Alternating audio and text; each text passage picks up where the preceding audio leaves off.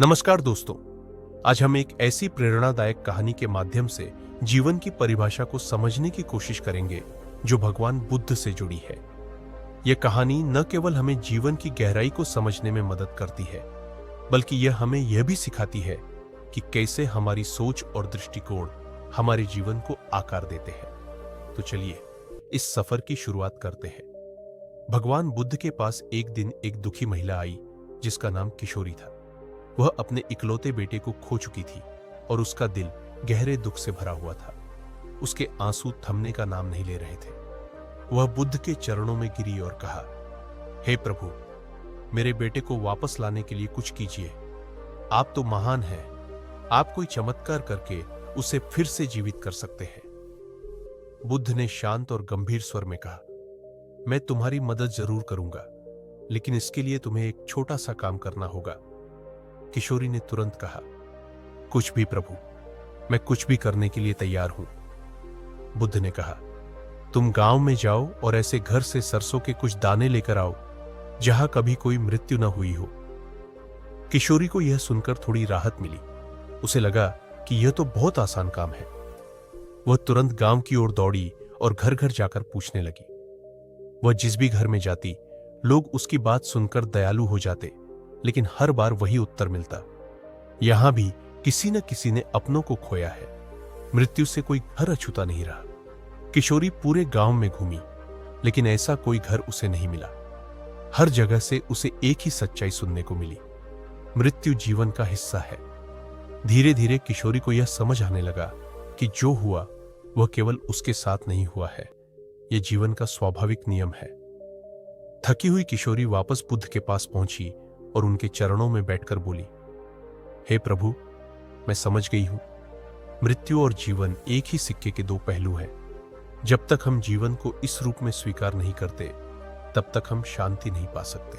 बुद्ध मुस्कुराए और कहा, तुम्हें अब जीवन की परिभाषा समझ आ गई है। जीवन का अर्थ है इसे हर पल में जीना और स्वीकार करना कि सुख दुख, जीवन मृत्यु सब एक दूसरे से जुड़े हुए हैं।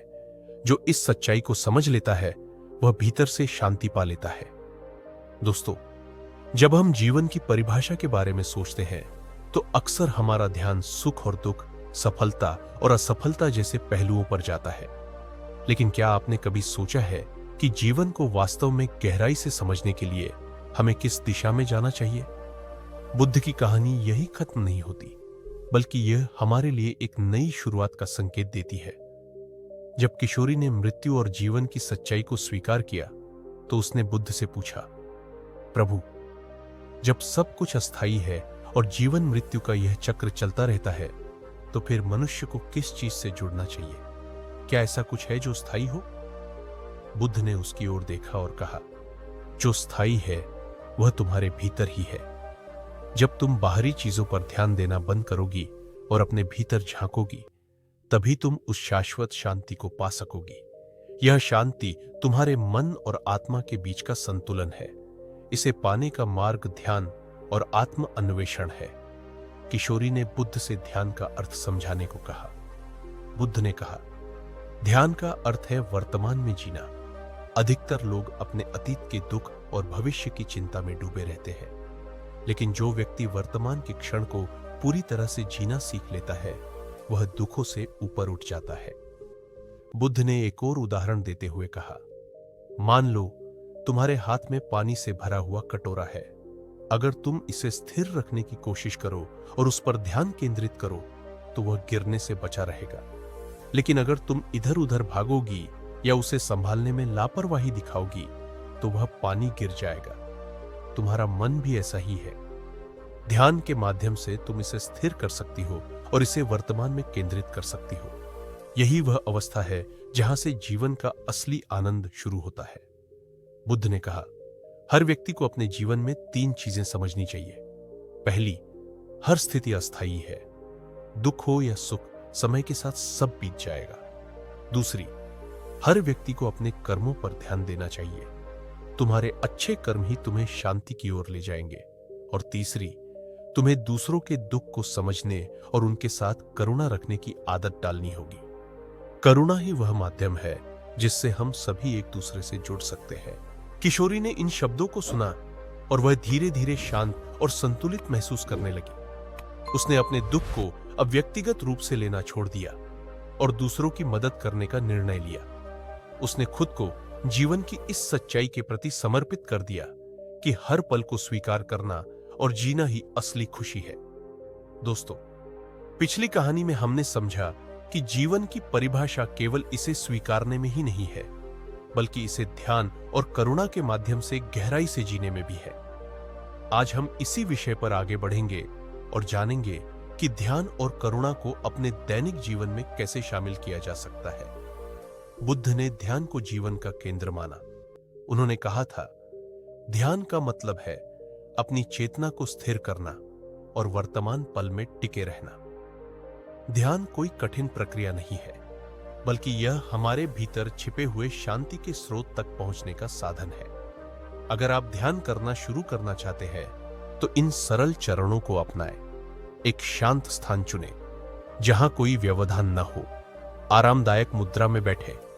आप जमीन पर या कुर्सी पर बैठ सकते हैं, लेकिन आपकी रीढ़ सीधी होनी चाहिए।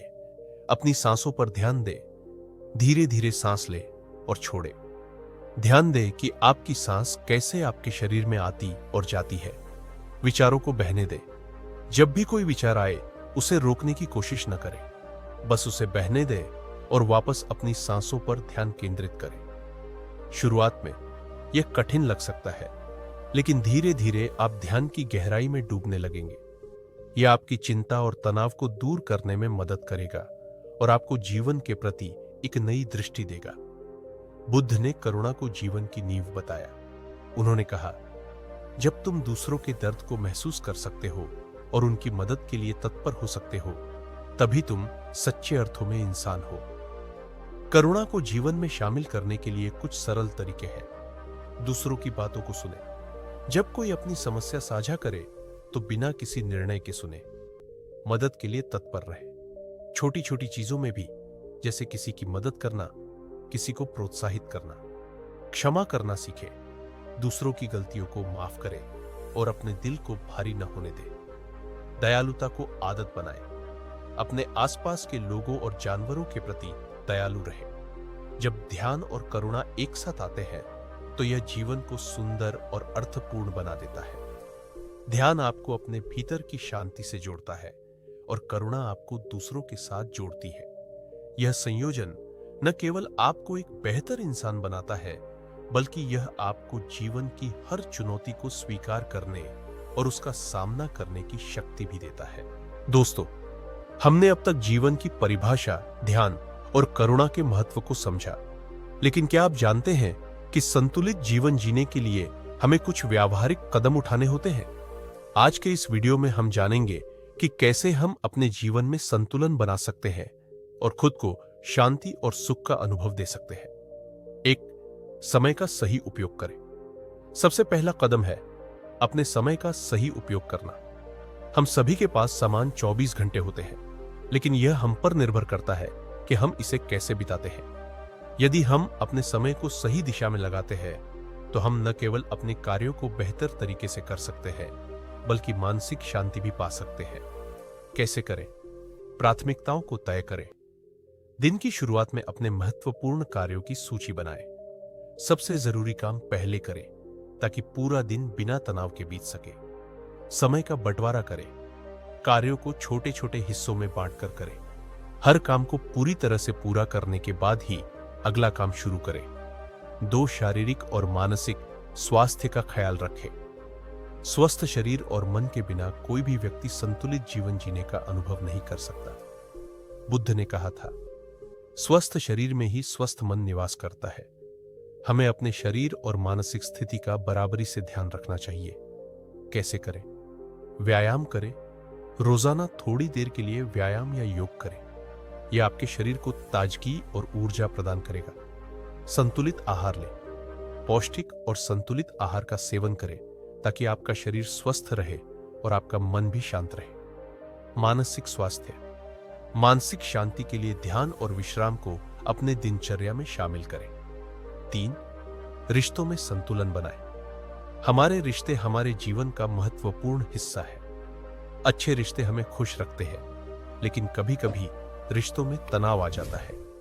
संतुलन बनाए रखने के लिए हमें अपने रिश्तों में भी समझ और सहनशीलता रखनी चाहिए। कैसे करें? संचार बेहतर बनाएं, अपने परिवार और दोस्तों के साथ खुलकर बात करें, किसी भी समस्या को गुप्त न रखें। समय दें, अपने प्रियजनों के साथ समय बिताएं। कभी कभी छोटे छोटे प्रयास से रिश्तों में ताजगी आती है। क्षमा करना सीखें, रिश्तों में किसी भी गलतफहमी के कारण मन में नफरत या क्रोध न रखें।